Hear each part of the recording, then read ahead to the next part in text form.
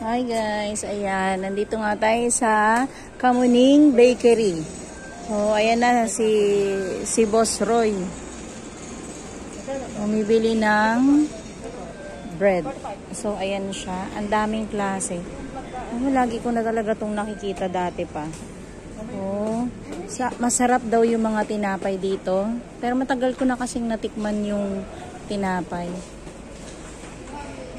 Tapos nasunog daw ito 2018. So ito ngayon nagbabalik. Tapos nire-renovate. So ayan, ang daming mga tinapay. Tapos meron din silang roasted chicken. Ayan, ang dami yung pagpipilian. So maraming nagsabi na masarap yung mga bread dito.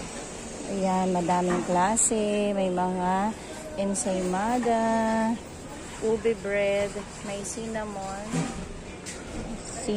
and meron din mga ganon and everything. Tapos nag-50 off din sila.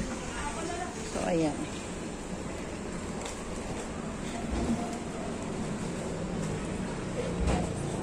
Ayan. O, tapos meron din silang pandiregla. Di ba pandiregla yung tawag dito? Pandiregla nga sa atin. Ayan. Anong tawag dito? Kalihim.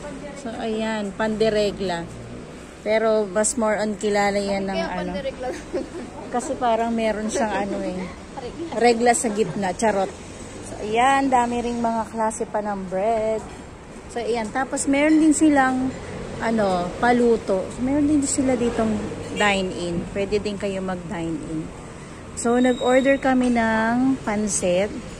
Pero, for take-out na lang. So, ayan. Try natin kung masarap talaga yung bread dito.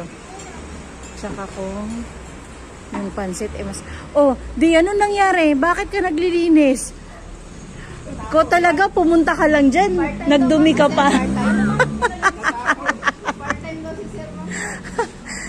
Nagkalat ka pa. Uy, si Victor Rodriguez, sikat na sikat to yan ngayon. Yan Meron din silang mga for sale din yung mga books. Ayan meron din silang mga pala dito.